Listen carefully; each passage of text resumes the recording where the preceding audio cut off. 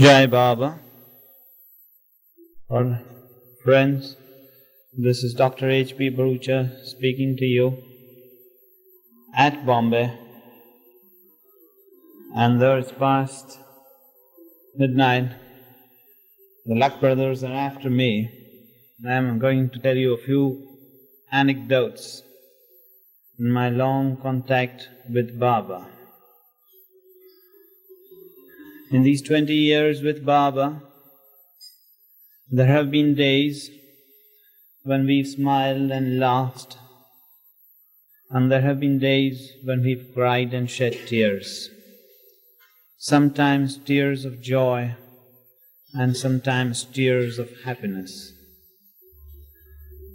Well, with Baba, every minute was fluid, and every minute was changing. The emotions of different people at different times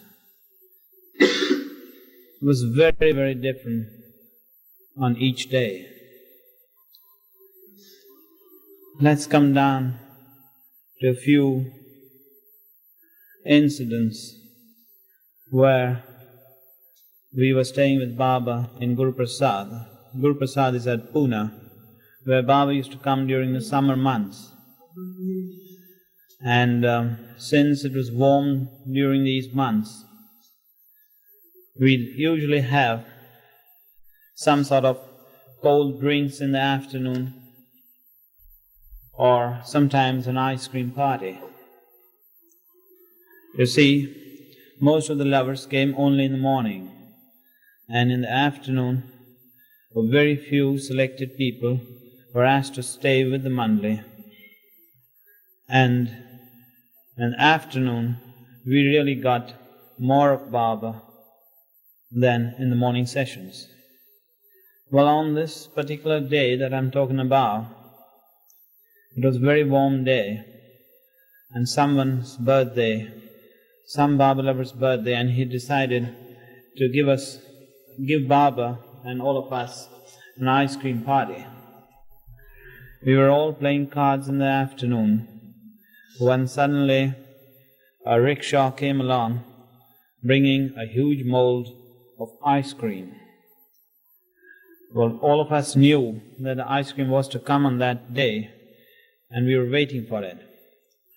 As soon as the motor rickshaw came into the compound near the gate, all of us, at least myself did, look up, and the sight of that big mold of ice cream really made my salivary glands function. The big mold was picked up and brought into the side room. In the afternoon sessions, we'd always be in the side room of Guru Prasad, where the men Mandali meet Baba. Now, when this mold was brought inside and placed very near Baba's chair, Baba asked me to serve the ice cream to all of them who were sitting in the room. So, the big ice cream mold, and with the vessel inside containing the ice cream, was surrounded by ice pieces containing salt water. The lid of that mold was fitted so tightly that I tried with all my strength to open it. And when I did succeed, the force of that lid coming out made some of the salt water get inside the ice cream. I don't think anyone saw what had happened there, but I was afraid. Now, how could I serve that ice cream in which salt water had got inside? And the first plate on the top that I would remove was to be given to Baba, naturally. So I just looked up at Baba, and Baba looked at me. Nobody knew what was happening between us two. And I took the spoon and served Baba a big helping and gave him the plate. Baba ate the ice cream and said, "Yum, yum, it's really good." And I just looked at Baba's face, wondering whether he was pulling my leg. And then he began serving out to everybody. But, and of course, I had the last bit right at the bottom. I was not going to get the salt water in it, but all the other people might have got the salt water and the salty taste. But when I asked people outside, how did the ice cream taste? They all said it was excellent. Well, I don't know, I can't call this a miracle, but I must say that Baba just felt and knew what is going on in my heart, and therefore that salt water, even though it got into the ice cream, nobody experienced that salty taste.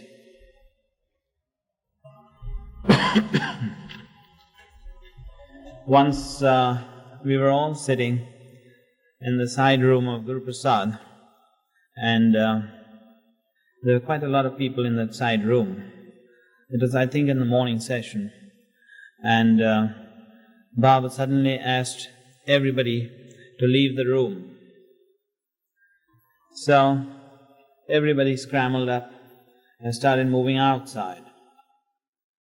Even I got up to leave the room, but Baba gestured, "You keep sitting here, you don't move." So while I sat there, and everybody, including the Mandali, was asked to go out, excepting Pendu. And then, as soon as everybody was outside, the doors and the windows of the side room were closed. And I'm sure everybody's inside must have been very much tickled as to what is going to happen inside. And more than them, I was most curious myself as to what is going to happen. And can you imagine what happened inside? Just try and imagine. Baba wasn't going to disclose to me some secret or the other, but on the contrary, Baba just asked Pendu to bring his potty. Oh, it's so amusing to see Baba. The potty was brought and Baba used it, and everybody outside, even after the doors were open, were most curious to know what had happened inside. And I was not supposed to tell anybody of that, what had happened inside. It was really very funny for me and for those outside. At Guru Prasad, I remember Baba would call me for a day and then send me away on the next day, saying that, would it be all right if you had to stay one more day? I would say, all right, Baba, if you asked me to stay, I'd stay another day. And then on the third day again, he'd say, could you stay another day? And I'd say, yes, all right, Baba. So when he called me for a day, he'd usually keep me for several days. And when he'd call me for a week or more, he'd send me off by the first train. So on one particular time, I remember, I was with Baba for about a week. And it was my last day over there, and I was to go back to my hometown, that's Navsari. And the evening session, there were a lot of people in the main hall of Guru Prasad. And after Baba got up, and everybody shouted out, "Tar Meher Baba ki Jai," as usual. And Baba was leaving slowly, holding on to Irwin. He was getting into his room, and all of us were just craning our necks to have the last glimpse of Baba. And I was crying within my heart as to when I'd see Baba again, because that was the last day for his darshan in Pune. And then I wouldn't know when Baba would again call me. And while I was crying within myself as to when I'd see Baba again, Baba suddenly turned at the back, looked at me and gestured, "You come here tomorrow." It was such a loving gesture. Baba knew what was going on in my heart, and he asked me to see him the next day again. I'd like to talk to you something about obedience. You may have read in Listen Humanity many things that Baba has said about obedience. You may have read Baba's discourse on obedience and the different types of obedience. But to know what real absolute obedience means, one has to live with Baba to know that. I give you an instance. When one afternoon at Guru Prasad, I was bending over my zip bag and I was taking out something from it, and then I was bending down and closing it. Well, a zip bag is about that size. My zip bag was about that size, and I had closed it halfway when somebody tapped me on the back. So, with one hand on the zip, I looked up and it was Baba. And Baba gestured, "Come on." So, in the movement of getting up, straightening up from there, I closed the zip. Baba said, "That is disobedience." What is meant is that when Baba said, "Come along," I should have left my hand from the zip and walked away with him. Instead, I closed half the zip that is open, which was a disobedience. It is a very minor point, but yet from such small things one learns with Baba what real obedience means. On another occasion, Baba had asked me to stay late in the evening because some movies were to be shown to the Mandali. So, at about 7 o'clock in the evening, in the main hall of Guru Prasad, Baba was seated on a chair, and the main Mandali sat in front of him, and the screen was this way. So Baba, the main Mandali, and the screen. And Baba said to the male Mandali that nobody should turn in the back, because the women Mandali would be standing immediately behind Baba, and Mehra was to stand near Baba.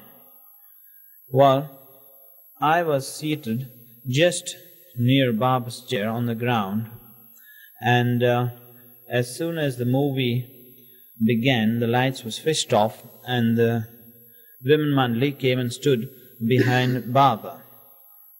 Now, if Baba, just imagine here, Baba is seated here, and I'm seated right down there. As soon as the movie began, Baba began watching the movie, and at the same time, Baba began twisting my ear, poking me, trying to tickle me, and trying all sorts of tricks in order to see whether I turned and see him. Baba had given a small order, "Don't turn at the back."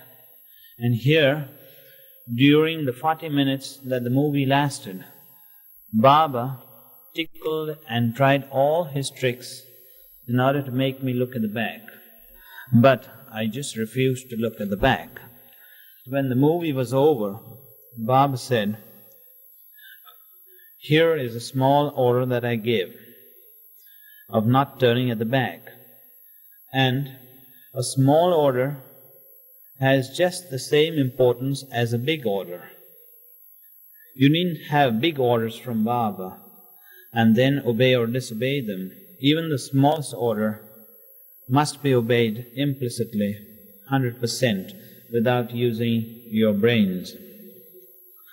I used to always wonder how Mehra would love Baba, because Baba would always say that Mehra loved Baba as he should be loved. And he's often said that she's the only one who loves Baba as he should be loved. So, I really wonder how Mehra would love Baba and how her love for Baba would differ from our love. While Baba was alive, we were not allowed to talk to Mehra, and Mehra never came out in public. And so there was no chance for me to ask her how she loved Baba. And therefore, I asked one of the girls from my town, to ask Mehra.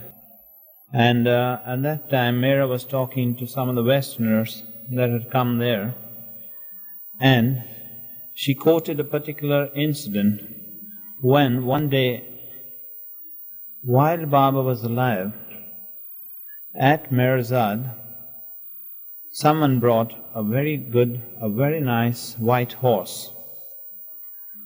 That horse was brought inside near Baba's bungalow, and Baba came out to see it.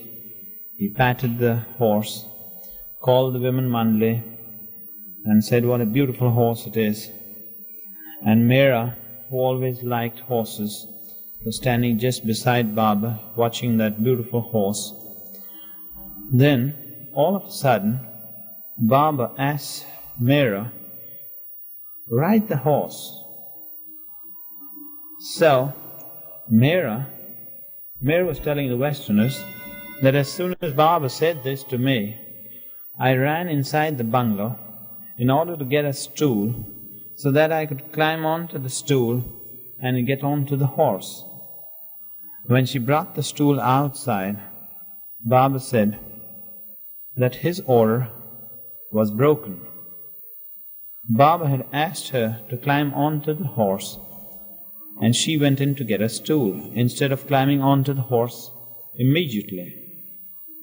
So, just when Meera was repeating this incident to the Westerners, I really felt within my heart that if Meera, whose love is so perfect for Baba, could even disobey Baba, not willingly of course, just without even thinking that she was disobeying, she went in to get the stool. If she could even disobey Baba, then what about people like us? In short, to obey Baba 100% is extremely difficult. I give you another incident. It was during the East-West Service. Many of you must have been there at that time, and you remember that a big stage had been erected behind Guru Prasad bungalow, and there was a huge awning where 5,000 chairs had been put up, and the Westerners were seated in front and the Easterners at the back. Well, before the East-West Service started, Baba had called some of us workers to finalize all plans and working conditions there for the people who were to come. And I was in charge of the medical department. So, between Guru Prasad bungalow and the main gate, we had erected a small tent where we could dispense medicines to the Baba lovers who were ill. While we were doing all this, Baba one day called me before the service started and gave me a very small order. And that order was, Baba said, "While I am seated on the stage during the meetings, you should not leave the awning and go out." It was a very simple order that Baba gave me. And I said, "Yes, Baba." Well, the East-West Service started. And as soon as Baba would come onto the stage, I'd leave all my medical duties, come and stand, just leaning on one of the bamboos of the awning, and would see that I would not step out of the premises of the awning. Now, on that particular day, it was very, very warm, and the Westerners not being used to this hot climate, one of the boys suddenly collapsed on the ground due to the heat. Well, as soon as he collapsed and fell on the ground, the first thing that occurred in me was to go and help him. It was just a natural thing. I rushed and went on the scene and tried to awaken that boy by giving him a little water, but he was completely knocked off. So, well, the next thing to do was, instead of disturbing the whole meeting, I thought the best thing would be to pick him up and take him to the tent where we had all other aids for resuscitation. So we picked him up. 2 or 3 other volunteers helped me, and I picked him up also. And we took him outside the awning into the side room of Guru Prasad bungalow. There I tried to give him some medicine, but he did not respond. And so I thought I'd check his pressure, blood pressure. And therefore I ran towards the tent where all my equipment was kept. And that tent, as I said, was between Guru Prasad bungalow and the main entrance gate. When I was halfway between the tent and the bungalow, it occurred to me, Baba had said, "Don't leave the awning while I am seated on the stage." Now I was in a dilemma what to do, whether to go back to the awning, or if I went back to the awning, that boy would be neglected.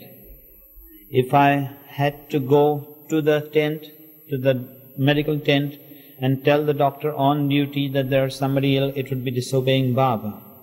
I just didn't know what to do. But then I felt the best thing would be to tell the doctor that somebody is very ill in the side room of Guru Prasad bungalow, and then I'd rush back to the awning. So I ran up till the tent, told the doctor on duty, and immediately ran back to the awning and stood exactly where I had been standing. Baba looked up at me, and just a glance from him, and of course a lot of darshan program was going on, and he got busy with the darshan program. In my heart I began to feel, why did I leave the awning when Baba had asked me not to leave? And my mind reeled and reeled and reeled, and it worked at such top speed. I was repenting for having disobeyed Baba, and that repentance became so intense. I just can't express how intensely I was sorrowful for having disobeyed Baba, and such an easy order, don't leave the premises of the awning. Well, I felt so sorry within my heart. And just at that time, Baba did this to Irwin, just gestured this way. This is the second sign called the doctor, that's called me, because this means feeling the pulse. So, as soon as he did this, Irwin looked up where I was standing and said, "Baba's wanting you." I rushed up onto the stage. While other people were taking darshan, I bent down to Baba, and Baba said, "What are you thinking about?" This is a sign for what are you thinking of. And I said, "Baba, I disobeyed you. I left the awning because of that boy, and I'm feeling very sorry for that." Baba said, "Don't worry, go back." So I went and stood again over there, but my mind would not be at peace. It reeled again and again, and the same thought, why did I leave the awning? Why did I not obey Baba? It was such a simple order, and still I disobeyed Baba. And I cried and cried and cried within myself. And this went on for another few minutes. Again Baba looked up, and he did this and said, "Come here." I again came up on the stage. And Baba says, "What are you thinking about?" I said, "Baba, I'm still feeling very sorry for having left the awning." Baba says, "Don't worry, I'm telling you don't worry, go back." And I again went and stood there. But my mind was just up to mischief. I felt so sorrowful. All the program over there was just blank in front of me. The only one thought, I had disobeyed Baba. I just could not get that thought out of my mind. And the third time again Baba said, "Come here." And the third time I came onto the stage, and this time Baba never asked me what I was thinking about, because he knew what I was thinking about. But the only thing he did was, he just touched my hand. and I went back from the stage. And do you know that as I went and stood over there, the very thought of that incident simply vanished from my mind. And I tell you truth that when I reached my hotel in the night after finishing off all my medical duties, it was past midnight. When I got into my bed, it was only then that the thought of that boy came back to me. Till then, I never even thought of that particular incident and the repentance and the sorrow and all that which I was feeling just vanished with Baba's touch. Well, this was talking about obedience and Meher's love for Baba, and how we learn what real obedience is by living with the Master himself. I quote to you a few incidents about Meher's love for Baba and how her love for Baba differs from our love. At the East-West service, many of you were there, and I was standing just near the stage. And there were several people seated on the stage. Irwin was there, Maharani Shanta Devi was there, and Baba was there, Adi was there. And at that time, if you remember well, Baba had severe pain in his neck. And I'm not very sure whether it was the East-West service or the 1965 meeting. I think it was the 62 service only. Well, at that time, Baba had cervical spondylosis and had excruciating pain in his neck. He used to wear a collar. Dr. Ginde and other experts used to do their best to relieve Baba's suffering, but it was relieved only to a very little extent. And every movement of Baba's head was just causing severe pain to Baba. And I know as a medical man, because I've seen Baba's x-rays, his cervical spine x-rays, that the degenerative process in the x-ray I saw Baba, I've never seen in any man till now. In all my years of medical practice, the degenerative changes in Baba's cervical spine were just simply tremendous. And the pain that those degenerative changes must have caused Baba can only be imagined. Now, while this service was going on, Baba was seated on the stage. I'm trying to tell you how Meher's love differs from our love.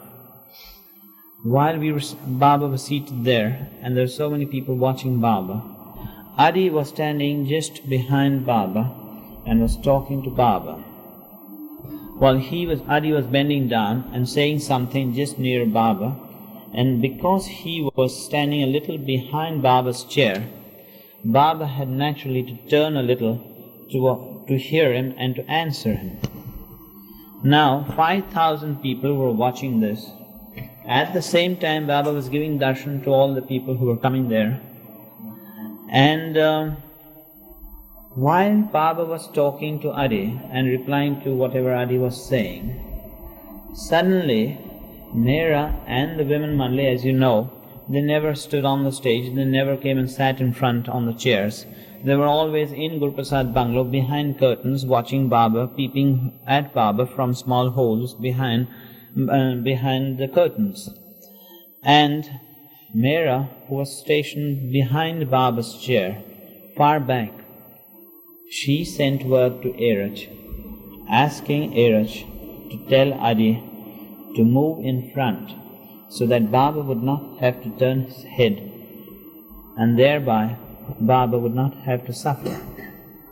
I mean, as soon as Irwin told Adi, please move in front and talk to Baba from the front and not to the back, it just occurred within me how much Meher loved Baba, that every suffering of Baba was her suffering. And here Baba just turned a wee bit, and even that much must have caused Baba so much extra suffering that only Meher, whose love for Baba is really perfect, responded to that suffering, and she asked Adi to stand a little in front. There was one incident that really touched my heart during that meeting. During that same meeting, I remember one day, Meher again sent some message to Irwin from behind the curtains, and I was wondering what was the message again. And the message this time was, change the pillow behind Baba's. So Irwin got another pillow, and he asked Baba to bend forward a wee bit. While Baba bent forward, Irwin picked up that pillow and put the next pillow in its place.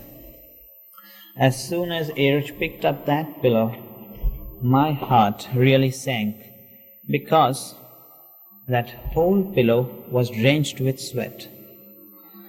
It was only Meher, out of the 5,000 people watching Baba, could feel that Baba's pillow was completely drenched and it needed changing. Her love for Baba is really unique. Another time, at Guru Prasad, Baba was going for house visits to the houses of Baba lovers. And I was accompanying Baba on these visits. But Baba had said that he would not visit any house that was on the first or the second floors.